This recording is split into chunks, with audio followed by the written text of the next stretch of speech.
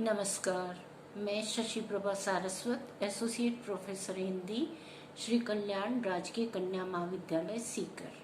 प्रिय विद्यार्थियों, आज के अध्ययन का विषय है समकालीन कविता। नई कविता के विविध काव्य आंदोलनों में सर्वाधिक महत्वपूर्ण काव्य आंदोलन है समकालीन कविता। इसे हम साठोत्तरी कविता भी कहते हैं और 7वें, 8वें, 9वें आदि दशकों में बांटकर भी देखा परखा जाता है। इससे यह सिद्ध हो जाता है कि समकालीन कविता किसी एक रंग, बोध, चेतना, दृष्टि, धारा या वाद की कविता नहीं है।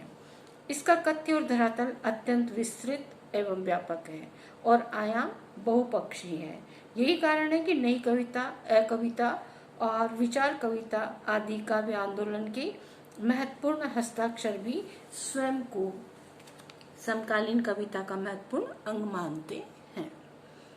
संक्षेप में समकालीन कविता को हम एक काव्य प्रवृत्ति विशेष स्वीकार करते हैं जो संवेदनात्मक अनुभव पुंजों के आधार पर व्यापक सामाजिक राजनीतिक आयामों में प्रसारित होती हुई विद्रोह और आस्था की प्रगतिशील सामाजिक मूल्यों की सही एवं सार्थक अभिव्यक्ति करती है।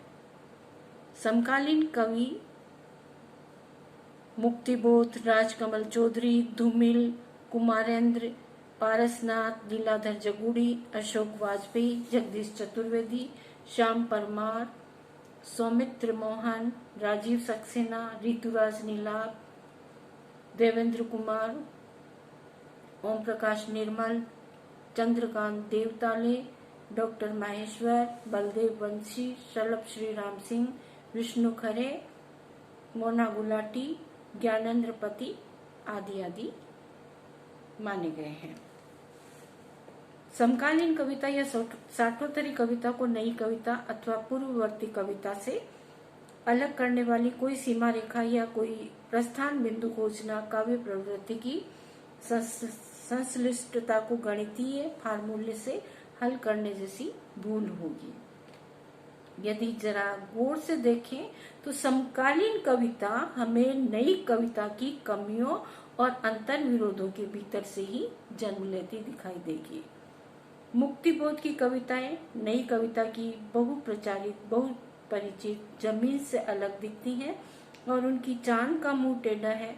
पुस्तक का प्रकाशन नई कविता के अंतर विरोधों को एक विस्फोटक बिंदु तक पहुंचा देता है।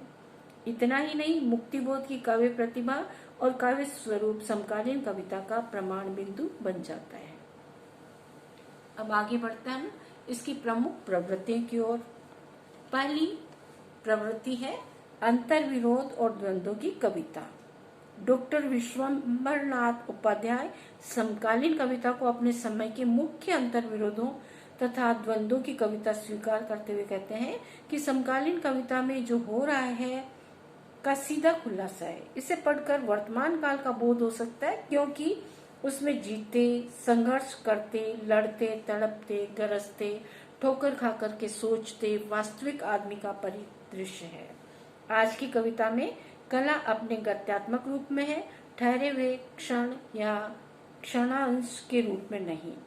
ये काल क्षण की कविता नहीं, काल प्रवाह, आघात और विस्फोट की कविता है। इस कविता का आधार यथार्थ है। यहाँ जीवन की विसंगतियों को विशेष महत्व दिया जाता है। असौंदर्य को उचित महत्व देते हुए सपाट बयानी में जीवन वास्तव में प्रस्तुत करना समकालीन कविता का एक महत्वपूर्ण कार्य है। इसके शिल्प में पर्याप्त नवीनता भी है। अगली विशेषता थी सामान्य जन की पहचान। सन 60 के बाद की कविता नवीन काव्याभिरुचि, नवीन सौंदर्य, नवीन संवेदन की कविता है। इसमें सामान्य व्यक्ति की आक्रोश, विरोध, विद्रोह, उत्तेजना, तनाव, छटपटाहट आदि की प्रधानता दिखाई देती है। राजकमल चौधरी की मुक्ति प्रसंग की कविता को नई कविता से अलग हटने का प्रयास माना जाता है। उसे अस्वीकृति की कविता भी कहा जा सकता है। वस्तुतः साठोत्तरी कविता समाज की मृत मान्यताओं, टूटती परंपराओं, सामाजिक, राजनीतिक, भ्रष्टाचार से क्षुब्ध युवा मानस की अभिव्यक्ति है। उसे आज की दोहरी जिंदगी और बदलते मानवीय मूल्यों की अभिव्यक्ति कहा जाता है। अगर ये कविता जुलूस, नारे, लाठीचार्ज, कर्फ्यू, चुनाव, मतदान, भीड़ और संसद की बात करती तो इसलिए कि वह मनुष्य को सही परिवेश में रखना चाहती है। साठोत्तरी कविता सही अर्थों में जनतंत्र की कविता है, जिसमें जनगण के सुख दुख ही नहीं, आदमी की नियति के प्रति एक सीधा सरोकार भी है। धूमिल के संसद से सड़क तक तथा लीलाधर जगुड़ी के नाटक जारी हैं। सरी के काव्य संग्रह में साठोत्तरी कविता का अच्छा खासा परिचय हमें मिल जाता है। धूमिल और जगुड़ी ने पहली बार अपनी कविता में एक ऐसी जमीन को उजागर किया जहां,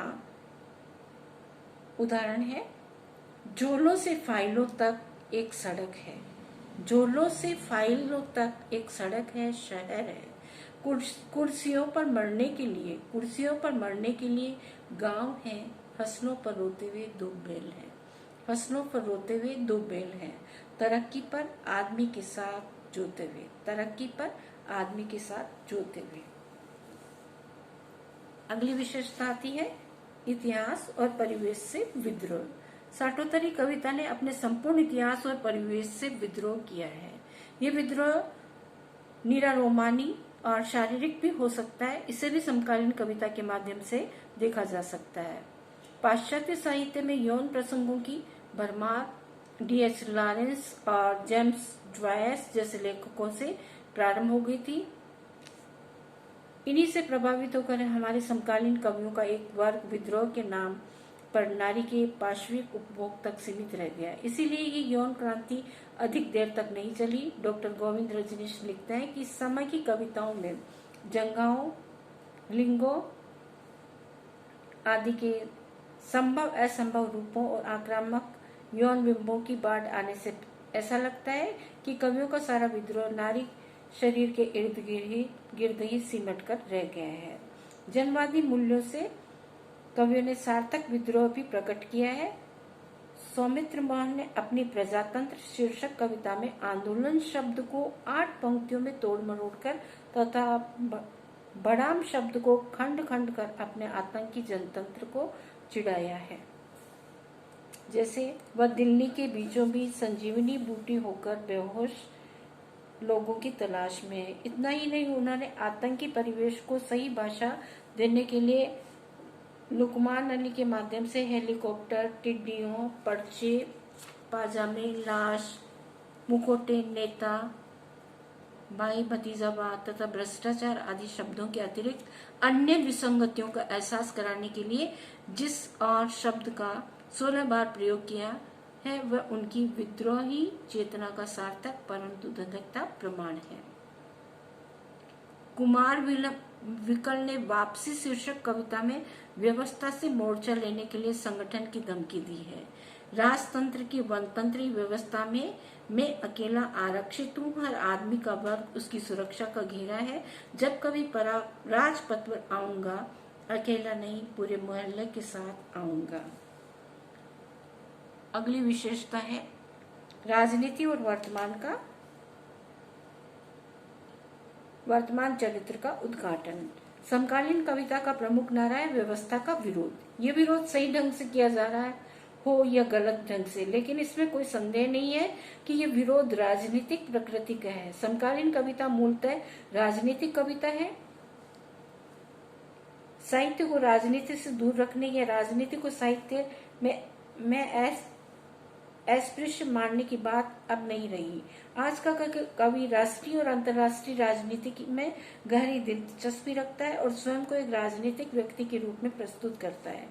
यही कारण है कि डॉक्टर भारत भूषण अग्रवाल ने आज की युवा कविता को एक राजनीतिक व्यक्ति की कविता कहकर संबोधित किया है। युवा कवि ऋतुराज भी किसी अच्छे समकालीन हिंदी कवि की कविता को अनिवार्य रूप से एक राजनीतिक व्यक्ति की कविता मानते हैं। देश के सभी राजनीतिक दलों को एक ही थैली के चट्टे बट्टे मानते हुए समकालीन कवि कहते हैं, टूटते टूटते जिस जगह आकर विश्वास हो जाएगा कि 20 साल धोखा दिया गया, वहीं मुझे फिर कहा जाएगा विश्वास करने को।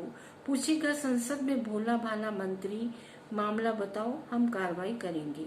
हाय हाय करते हुए, हाँ हाँ करता हुआ, है करता हुआ, दल का दल पाप छिपा रखने के लिए एकजुट होगा। जितना बड़ा दल होगा उतनी ही खाएगा देश को। बहुत बहुत धन्यवाद।